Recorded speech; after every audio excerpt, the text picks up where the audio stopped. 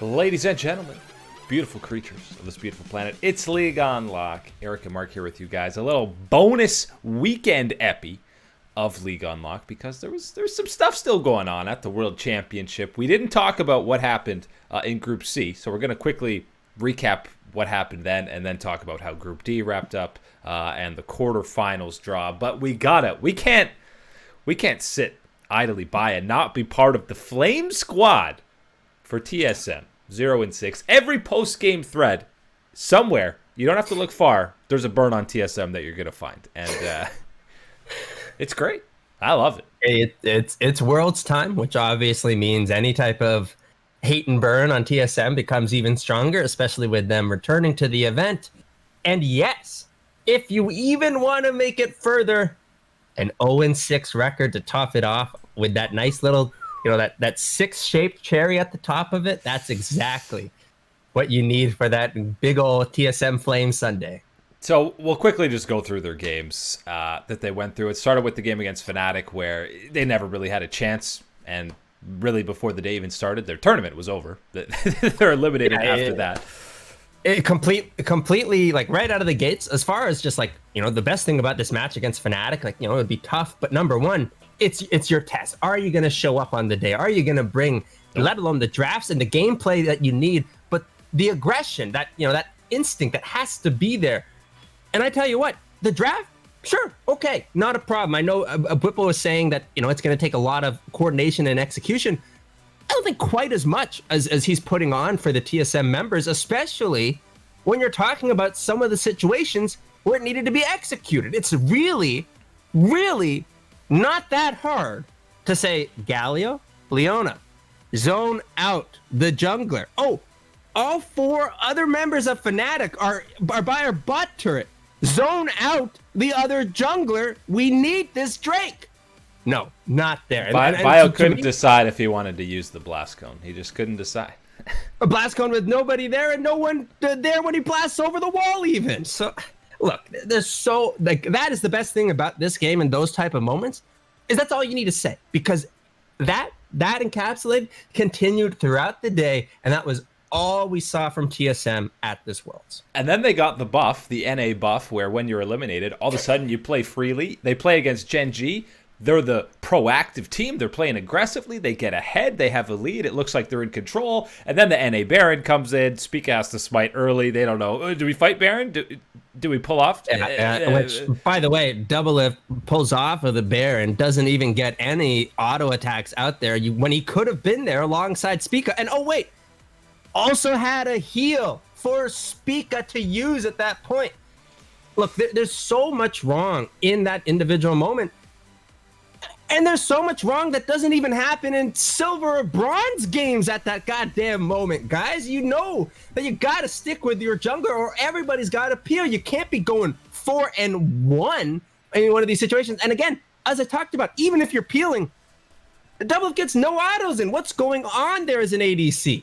And the game even gets worse because they bounce back and are still kind of in the game. And then there's this 5-man.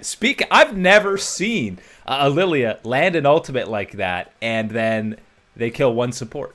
What? No one wants to flash in with 5 guys CC'd? And people want to talk about communication for this one. And obviously, ourselves, Riot, everybody else, any other analysts, don't have the comms quite yet for these type of moments. They haven't been released. I don't know if we ever will get them released. I wouldn't release those ones. TSM is begging that they're not released. But what we know from watching, TSM Legends, following along TSM in the LCS all year, Spica's been extremely communicative. He always is communicating things. And especially, think back, River Shen, when he's making that incredible flank play around Dragon Pit to make that taunt work out, he's constantly communicating that to the team that he's going around there. Keep an eye on me. Watch Shen. He's making the play.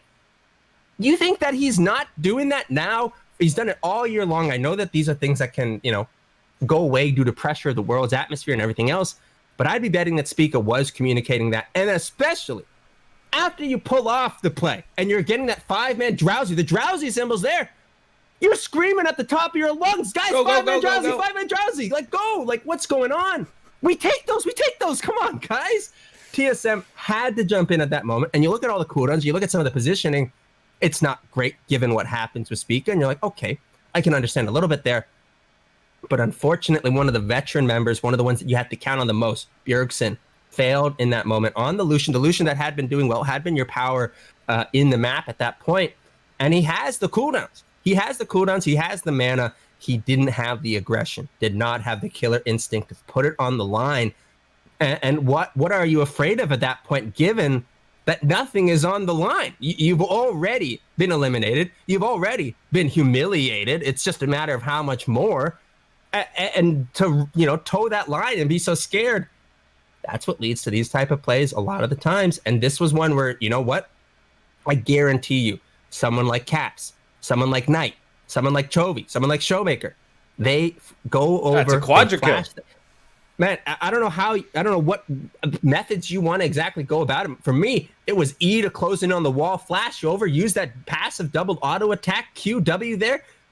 People are deleted based off of not only your damage, but the extra wake-up damage on the Lilia ultimate. Look, this was clear to me, an aggressive moment that any other squad that has shown us a killer instinct, that has been elite, takes advantage of. They jump on these opportunities. TSM runs away. And of course, their Worlds run. It's poetic how it ends with them trading a Baron against LGD to just lose the game. And for me now, we talked about... We've seen that in the LCS. We've seen them do that in the LCS. So they were something for Nexus. They were playing like they were in NA, so that's good at least. But for me, we talked about after they were 0-3, if they went 0-6, where it would rank all time in their Worlds performances. 2017 is still at the peak. This might be there. A pool 1 seed, it doesn't matter if you're from NA, you're not a favorite. You can't go 0-6. In the easiest group of the North American teams, maybe you say Team Liquid's was actually easier because you had Machi, but TSM was worse than Machi. No. Yeah, no. Absolutely. Group A, much more competitive than Group C that we talked about. The 3 teams in Group C, competitive. One of them never showed up. One of them didn't make the trip. One of them never got out of quarantine, which... I know some people are trying to say for TSM, apparently quarantine was hell from Doubleist's perspective, and something must have happened. Everybody else went through quarantine too. I'm sure it wasn't great for all of them as well, but you deal with it. That is the circumstances that everybody is under at this Worlds tournament. So I'm not buying that excuse. I'm not buying almost any excuse from the TSM fan base for this. When you talk about, how this disappointment ranks, and I talked about this on Twitter as well, and we talked about this before. Heading into the idea of an 0-6, where really you were thinking, okay, 0-6, they've got to get together for 1-5. Your hope, your expectation at this point is that 1-5, and you can't even get to that. You get the 0-6, and it's just, look, their actual performance, how they individually played. This has to be the worst performance for TSM ever at an international event for me. When you're talking about the end result, 0-6 as the number 1 seed, like historic, all these things that are horrible.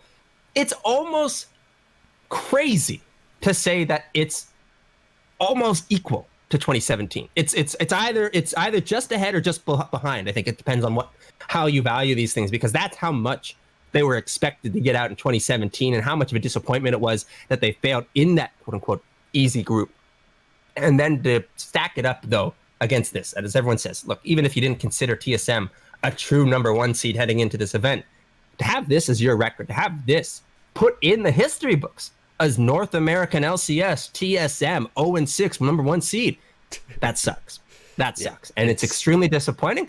And I feel like TSM fans and the entirety of the North American region have every right to be disappointed. It's another chapter added to a very difficult book to read if you are a fan of TSM in their saga. I wish I was Lee Sin at that point, man. I wish I was Lee Sin. Saga that is at the World Championship. But let's talk about the good, the positives of that group. Please. Because remember, it was still insane to close out with the other 3 squads, and Fnatic came on the week 2 buff in full swing. We talked about them smashing TSM.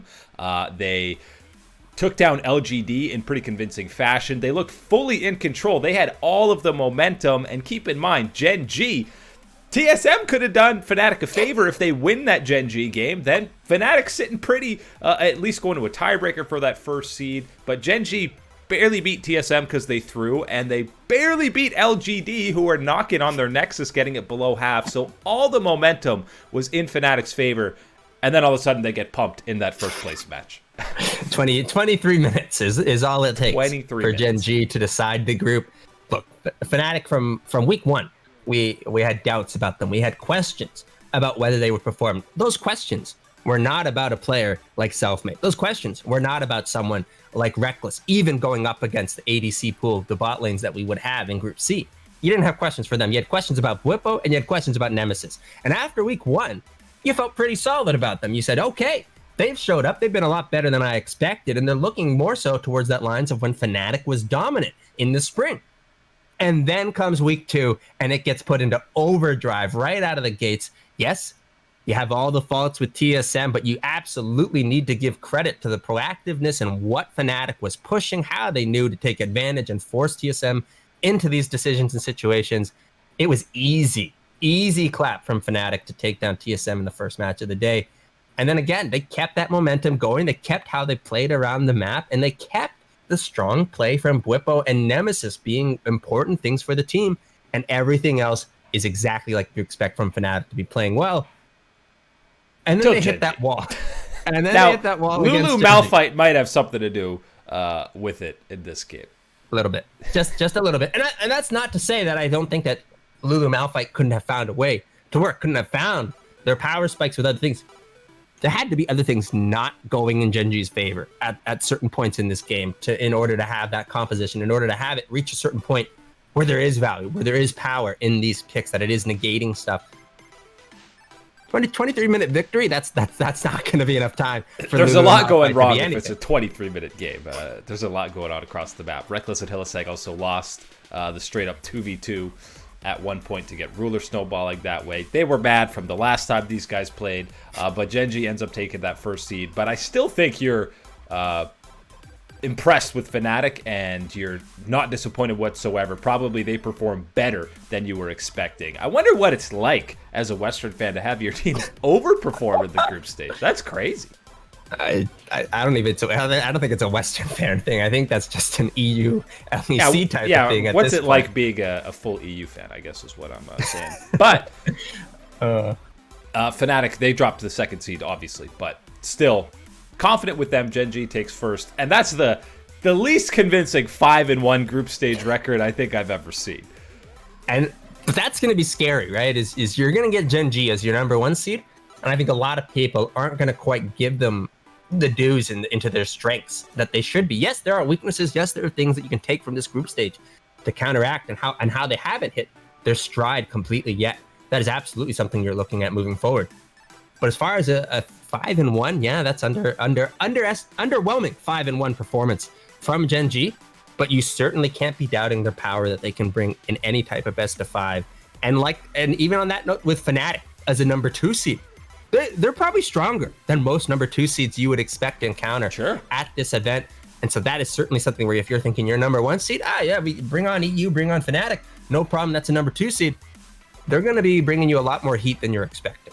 Yeah, and it ended with a bang for Gen G, obviously, with that Fnatic game. And today, the last day of groups, ended with a bang for your boys World Quest. They were planting trees. They were saving the ocean. They had hope still coming into the second week. It was quickly smashed when they matched up against DRX and got pumped. But they saw what Team Liquid did after bouncing back from a horrible start to the day. And me, oh my, I did not have on my bingo card of group stage FlyQuest absolutely pumping top esports in the group stage. They played clean. Their early game, they were in control. TES even got back into the game. They cut the goal deficit down, and then team fighting FlyQuest won. Across the board, incredible performance from them. This is one of the more convincing victories against top esports all year long. And again, all year long, there's only a handful of losses. Yeah. For these guys that you're picking from. And FlyQuest absolutely, to me, is one of the most impressive that we've seen all year long. Look, this is one where top esports could go all the way on. This isn't outrageous by any means. To win the world championship, and this could be their only loss. And it wouldn't be outrageous by any stretch of the imagination. That's a power top esports. It's a great trivia question in 5 years. Who beat top esports in their only loss? FlyQuest, duh. Hey, it's going to be solo in the top lane. That's what did it to them, man. But when you look at the game, yeah, a really impressive way to stick to the composition that FlyQuest had and to get those advantages and hold on. And as you said, top esports, they had a counterpunch. They got a shot right into FlyQuest. They took the punch, they stood their ground, and fought back. That's what you love to see from FlyQuest. And as you said, they already lost to DRX at this point. They could have, fully packed it in type of situation. But no, they looked at it and said, look, Team Liquid, yeah, they lost their match too. But they fought tooth and nail for any type of victory afterwards. And look, they were, one piece of luck going their way from getting out of the group. Let's try our very best. And again, odds stacked even greater against them, knowing that the next match was against top esports. Major props to FlyQuest for getting this done. Even if they didn't, I think there was going to be a lot of positives, a lot of victories for FlyQuest to take back home and improve upon as not only players, but as an organization as a whole in the LCS. Getting this big upset against top esports makes it only even sweeter. And yes, it's the Galio Azir matchup. But Power of Evil was up 100 CS on Knight. He Flame Horizon Knight. It's the world we were living in. Again, yes, that matchup, but don't be giving my boy Power of Evil that Azir. He's shown it in North America. He'll show it here. He is absolutely a major issue of control, poke, and damage, all scaling up to major degrees on the Azir. And just like Team Liquid, FlyQuest followed up that incredibly impressive win by smashing the Unicorns of Love to close out their World Championship. Finished 3-3. We got to see PoE on the Vayne. We had Wild Turtle have a fantastic performance on the Ashe and the Jhin in the last two games. He went toe-to-toe with Jackie Love, by the way. But I'm just 3-3, FlyQuest, great end to their World Championship run. Even though they didn't get a shot at a tiebreaker, you should be proud if you're a fan of NA for the World Quest boys. It's incredible. A team that might have had, expectations even higher than TSM, and they delivered still in a group like Group D. Insane. Yeah. FlyQuest and Team Liquid, what can you say about them compared to TSM? Combined. LCS get them first class tickets home. TSM, you're stuck in the luggage compartment, my man. No more Pool 1. North America should not be a Pool 1 team. I think this is a discussion that needs to be had as far as, Pool 1, Pool 2s, how many seeds NA gets. I think at this point, absolutely take away the Pool 1, as far as we talked about with TSM, let alone with a Team Liquid, a FlyQuest, a C9, if they had squeaked through the gauntlet. None of those teams have been showing us, at least at the time, anywhere close to deserving a number 1 seed. Fringe number 2 seed status, I would say, for a lot of them, given the way it looks. And that's where you got to stay as North America. I think number 2 is going to be as high as you're going to have to be placed as a seed. And then you can have that discussion about how many. And I think right now, it'd be an overreaction to take away that 3rd seed. I think there's still enough results in the last year. But the problem is that last year is going to expire after this year. And you're going to have to put up results 2021, because at that point, there's nothing helping you as far as NA's results. Imagine JDG as the 2nd seed from the LPL is in Pool 1 instead of TSM. Let's say you throw JDG in Group C and LGD drops into Group 2. Look at how much better balanced those groups are all of a sudden. Yeah, I much prefer the balance. I think, obviously, if you're trying to use these as reasons, excuses why TSM doesn't get out, why NA... No, that's not how this goes. But this is an examination of what the powers are and how they should be. And yeah, absolutely, a team and a region like the LPL over the last 2 years, what they've seen with the championships, what we see all the way throughout the depth of the LPL. Their number 1 seeds a favorite for the whole tournament. Yeah, 2 number 1 seeds to me from the LPL is not outrageous. Yeah, so we'll see what changes happen. But there was one final game, Top Esports versus DRX. It was first place on the line, and if you are a fan of slow-paced, macro, chess-level gameplay of League of Legends, this was the game for you, because there weren't many kills. It was the slowest first blood in World's history. We're talking 24 minutes. Gen G had already won the game against Fnatic, and we were getting first blood in this matchup. But it was still compelling action. T1 was at Worlds. With how slow it's going, felt like T1 was here, man. But there was still a lot to look at and take into with both teams playing around kindred marks, and there was some incredible decision making across the board. I was impressed seeing DRX play toe-to-toe with TES on a macro level, because that's where we've criticized them the most. Yeah, this is where you can tell that DRX was absolutely locked in, right? The motivation, the hunger, the drive to get that top seed, to knock Top Esports down into the number 2 spot, give them that number 1 seed, that ride through.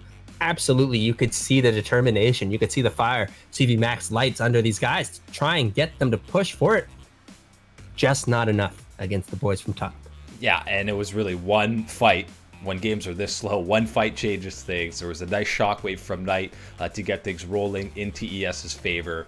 They finished 5-1, DRX 4-2, unable to take down TES in the group stage. But I think still, we talked about him a lot, Piosic and DRX in general, I feel better in them than I did heading into group stage. Yeah, and that's really fantastic, because when you talked about the positives for DRX, you've heard it before. You've heard us go on about Chovy in the mid lane, how fantastic he is. You've heard about Def over the last years. I don't care what year it was you tuned into League of Legends, you know about Def, and you know, and you know that he's a premier player down there. What you didn't know was what these rookies were going to be able to do and what they were going to be able to produce at the World Champion stage, and especially in matchups like this against Top Esports that have things that matter to it, let alone just bragging rights, but have actual positional value in how you're going in these seedings and moving forward in this event. Absolutely important. And you know what? The DRX rookies, you can't fault them, and you can't be looking at them and going, yeah, but that was just a rookie performance. Nuh-uh.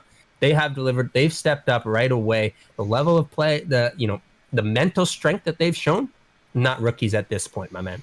No, so feeling confident with DRX heading into the knockouts. And we have the knockouts. Quarterfinals draw was right after the match is finished today. And listen, you got 3 LPL teams, 3 LCK teams, and 2 EU teams.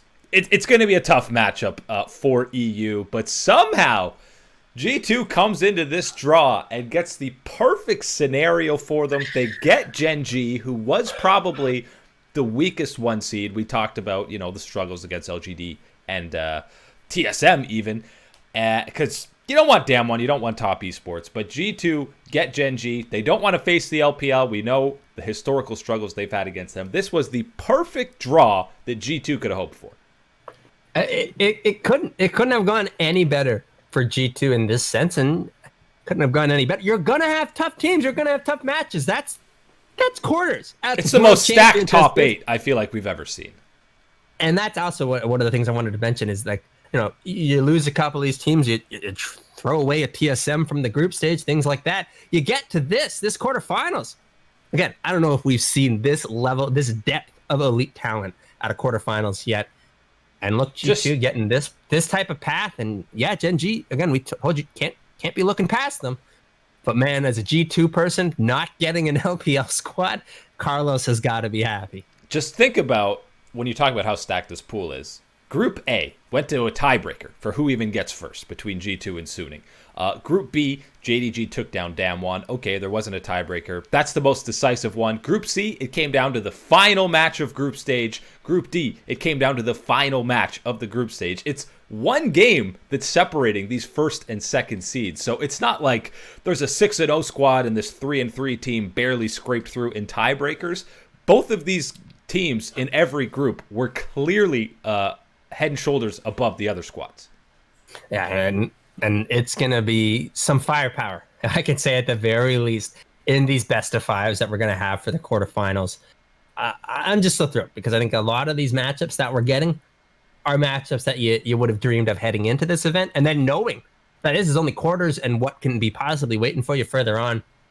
This is the best time of year to be a League of Legends fan. And look, it's a time of year where North American League of Legends fans usually check out, but I promise you, stick around, guys. You're going to watch some really fun, really excellent games. If you can get by, away from the North America negativity and everything else, enjoy these games and the rest of the World Championship, because I promise you, there's a lot left.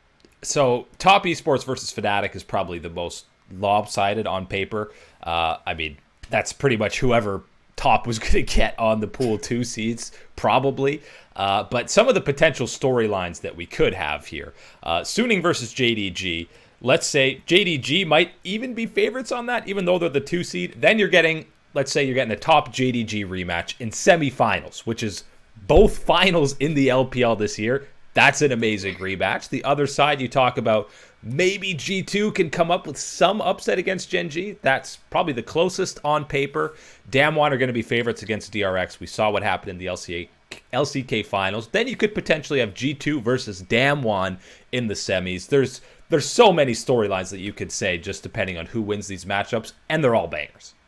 Yeah, it's perfectness from Riot and how the way these group draws have worked. Not the group draws, but the way the group played out, and then to have these quarterfinal draws be the way they are.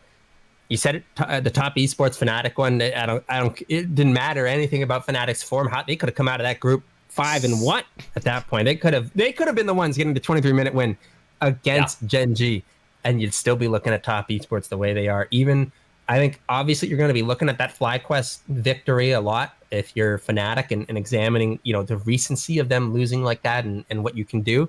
But I think at the end of the day, you got to stick to what you've done so far in Group C. I'm still waiting for Knight to reach his full power. He hasn't reached it yet. And that's the thing, right? Because as much as we're getting credit for Bwipo and Nemesis showing up and being a lot better than expected, being better than the other members of Group C, stacking up that we had doubted them in the first place, it's a different situation when you're going up against top guys. With Knight 369, there's a lot that's going to be put pressure on. And even someone like Selfmade, where it kind of goes under the radar with, yes, that year on SK, but this is his first time at the World Championship and playing in this type of environment against these levels of players, going up against this squad and going up against Karsa. That's not the easiest matchup for him either. One final salute to North America at the World Championship. If you exclude TSM, it was a clean 6-6, 500 record. So not too bad, right? Not too bad. Hey, that's what we get for sending TSM. No Cloud9, no Jack. But that's true. Cloud9's laughing at the bank, all the way to the bank at home. And I don't want anyone taking that as Cloud9 would have done better. They got beaten to get to this point. So you have no right in complaining about that type of situation. This is just more about the memes of the history of what Cloud9 has done at Worlds compared to TSM. And maybe we'll be hoping C9's there in 2021. But we'll preview all the quarterfinal action, maybe a final recap, all-pro team from the group stage as the week goes on before we get there. But that's it today for League Unlock. Eric and Mark here with you guys. Happy Thanksgiving to our Canadian brethren this weekend. We will catch you guys and gals on the flippity flop.